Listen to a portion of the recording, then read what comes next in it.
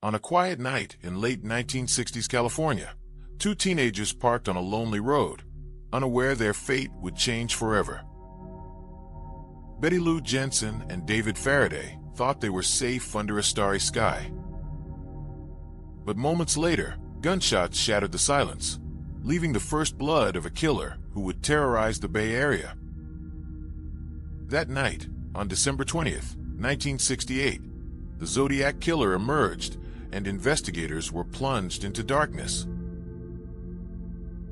A few months later, on July 4th, 1969, the killer struck again at Blue Rock Springs Park. In the early morning heat, Darlene Ferrin and Michael Mageau sat in their car, sharing quiet conversation. When a dark sedan pulled alongside, a figure leaned out with a revolver. Two shots rang out. Darlene fell mortally wounded, while Michael clung to life. Nearby, the Zodiac's crossed circle symbol was scrawled on a car door, his chilling signature. Across the Bay Area, talk radio crackled with theories. Armchair detectives debated every suspect. Amateur sleuths called tip lines late into the night. Each new call flooded police with leads that dissolved under scrutiny. Local legends fingered neighbors, teachers, even celebrities, but none yielded the killer's name. The Bay Area brimmed with fear. Newspapers spun headlines declaring serial killer strikes again. Detective teams pored over crime scenes under flashing lights. Families locked their doors. Parents warned their children to stay close. Every dark street corner felt dangerous. Every passing car could conceal a monster. Then, on August 1st, 1969, the Zodiac sent his first letter to 3 Bay Area newspapers. In jagged handwriting, he claimed responsibility and threatened more violence. Enclosed was a cipher of 408 characters. Editors published it, hoping readers would help decode. Amateur code breakers across the nation pored over the symbols. Just 7 days later, they cracked the code. The message was chilling. I like killing people because it is so much fun. Yet the killer remained invisible. The letters never stopped. Each note brought fresh taunts. Each cipher reinforced his deadly game. Headlines screamed about cryptic messages and new murders. With every published sketch, the Zodiac mocked law enforcement for their failures. His arrogance grew, fueling widespread terror.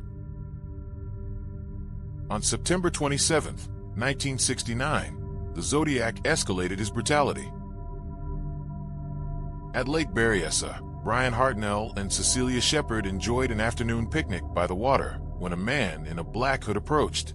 He tied them to a vine, stabbed them mercilessly, then vanished into the hills.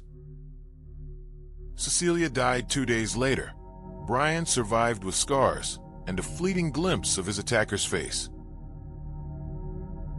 As autumn arrived, the sense of urgency climbed. Detective Dave Tashi led the investigation in San Francisco's Presidio Heights. On October 11, 1969, cab driver Paul Stein picked up a disheveled passenger near the theater district. The meter had barely started when a shot rang out in the back seat. Officers found Paul's body inside the cab, and on the back seat, a neatly folded piece of his shirt pinned by the Zodiac's crosshair symbol. By late 1969, fear had transformed into obsession. Reporters camped outside police headquarters. Amateur sleuths studied every scrap of paper, every ragged code. Dozens of suspects were questioned, but each lead fizzled. The Zodiac taunted detectives with more letters in November and December. "I will not give you my name," he wrote, daring them to name him. Survivors carried nightmares long after their wounds healed. Michael Mageau and Brian Hartnell faced the world with wary eyes. Their testimonies haunted investigators, but terror still held them hostage. When Cecilia Shepard died in agony, her final moments whispered of unimaginable pain. Detectives like Dave Tashi and Inspector Jack Mullinox worked around the clock. They pieced together scraps of evidence with tunnel vision and determination. Late-night stakeouts yielded only cold air. The Zodiac's black hood remained the only mask he needed. At each letter drop, heartbeats raced, breath caught in the throat, hope and dread warring together. Decades passed without a break in the case. The Bay Area moved on, but memories lingered. The Zodiac's letters reappeared in archives and true crime fanzines. In 2007, a new suspect reignited interest. In 2018, genealogical evidence pointed another way. Each time, the promise of resolution ended in frustration. The Zodiac remained unmasked, a ghost in American crime history. In recent years, digital forensics re-examined fibers and prints. Genetic genealogy sifted through millions of records. Even with cutting-edge tools, the Zodiac's identity slipped through the digital cracks. For every promising theory, contradictions unraveled like frayed rope. Then, in December 2020, a team of private codebreakers cracked the infamous 340-character cipher that had confounded experts for 51 years. The hidden text gloated, "I hope you are having lots of fun trying to catch me." The breakthrough answered one question but deepened another. Who was this man hiding in plain sight? Across decades, countless detectives, journalists, and hobbyists chased threads that led nowhere. Fingerprints, handwriting analysis, blood samples, witness accounts, all failed to pin down a suspect. The Zodiac's identity remained protected by darkness and time. The conflict at the heart of this story is clear: an anonymous killer wielding bullets and codes versus the relentless pursuit of justice. Each new letter was a taunt. Each unsolved cipher became a monument to his arrogance. Each fresh clue deepened the mystery and widened the gulf between fear and certainty. Beyond headlines, this case changed lives forever. Families lost loved ones. Survivors carried scars that never healed. Detectives devoted careers to a case without closure. Journalists chased leads that ended in dead ends. True crime enthusiasts studied every detail, driven by morbid fascination and hope for resolution. Tonight, the roads where the Zodiac struck lie empty, but in those stretches of asphalt, in the hush before dawn, his presence lingers. In the faded ink of his letters, in the twisted symbols of his codes, he still reaches out from beyond the shadows.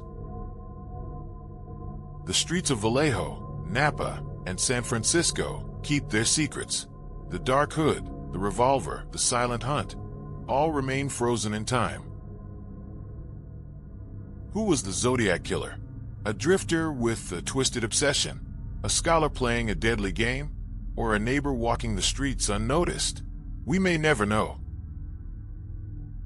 What we do know is this: he changed true crime forever.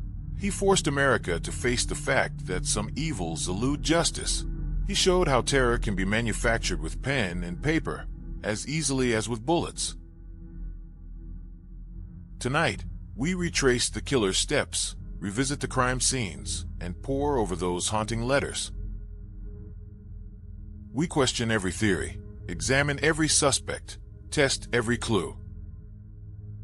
Yet at every turn, the Zodiac remains hidden behind a veil of cipher and anonymity. His identity persists as America's greatest unsolved riddle. As we conclude, the final image lingers: a lonely road under a moonlit sky, the echo of distant sirens fading into silence. The Zodiac's legend endures in those moments before dawn, when shadows stretch long and fear takes hold. His last cipher solved, but his true name still missing. He remains the embodiment of unanswered questions. Join us as we delve into the chilling mystery of the Zodiac Killer. Officers found Paul's body inside the cab, and on the back seat, a neatly folded piece of his shirt pinned by the Zodiac's crosshair symbol.